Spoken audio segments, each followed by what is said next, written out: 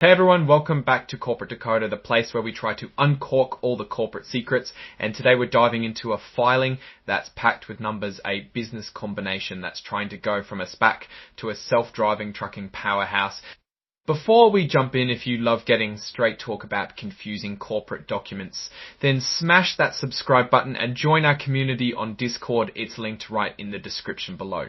We're all about decoding these filings so you get the real story behind the stock market. Alright, so what are we looking at today? We've got Ares Acquisition Corporation 2, or AAC for short. A special purpose acquisition company.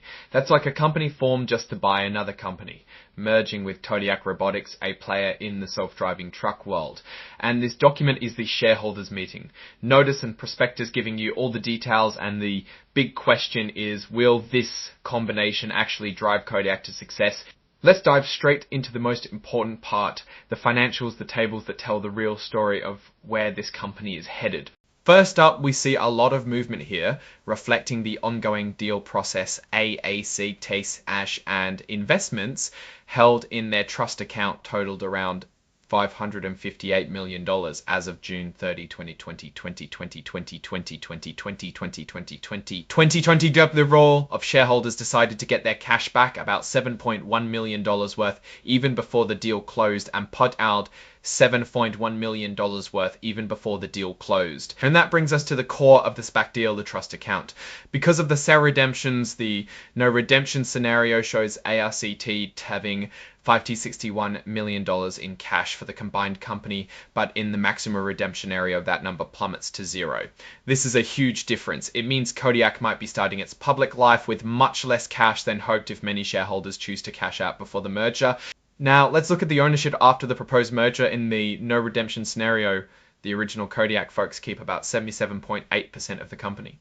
Meanwhile, public shareholders who didn't redeem would hold about 17.5%. But if we look at the maximum redemption scenario, things change dramatically. The original Kodiak owners would end up owning a massive 94.3% of the company, while public shareholders who held on would be diluted down to almost nothing. This shows how much the redemptions can shake up who actually controls the new company.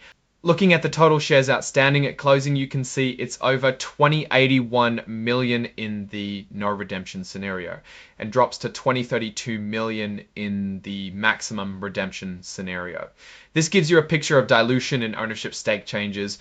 Now let's talk about the risks first and foremost.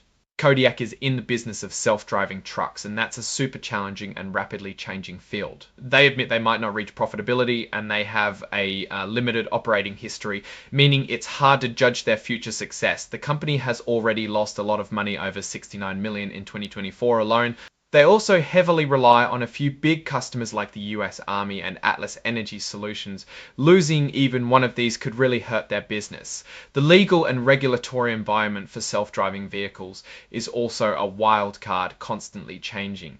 And that's a big hurdle. The merger itself has a ton of conditions to be met, like getting shareholder approvals before it can actually happen. The fairness opinion from Lincoln International LLC gave a thumbs up to the base purchase price, but it excluded a significant chunk of potential future payments, the earnout securities. This means the actual value could be much lower than initially advertised. Let's look at who owns what before and after the deal. The sponsor, Ares Acquisition Holdings 2 LP, own about 20% of AACT shares before the merger, but if many people redeem their shares, the sponsor's ownership stake in the new company Kodiak AI could jump to over 7% or even higher. That's a big chunk, and could mean the sponsor has a lot of sway in how the company is run after the merger. Then we have these company support agreements where key shareholders of legacy Kodiak promise to vote in favor of the deal. This basically means the deal is likely to go through if these major players are on board. So what's the bottom line? Kodiak is pushing into a massive but tough market, self-driving trucks. They have a unique AI approach called the Kodiak Driver and some real-world customer traction, especially with Atlas, which is a big deal, but the company is bleeding cash, faces intense competition, and operates in a very tricky regulatory space. The SPAC deal itself is also a bit shaky with those redemption numbers, potentially leaving the new company with less capital than planned. The financial tables show a company that's burning through cash to develop its technology. For now, they've got debt from second lien loans and those Safio's simple agreements for future equity. Add another layer of complexity as their value fluctuates with the company's prospects.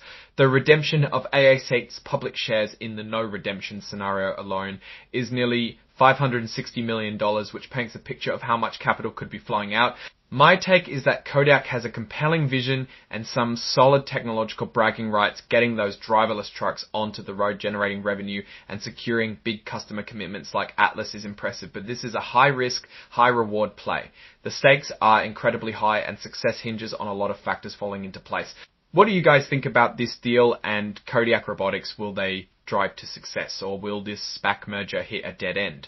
Let me know your thoughts in the comments below. If you found this deep dive useful, make sure to hit that like button and subscribe for more corporate breakdowns, and seriously join our Discord community linked in the description below. It's the best place to keep this conversation going and get insights on more filings. Thanks for watching. See you next time.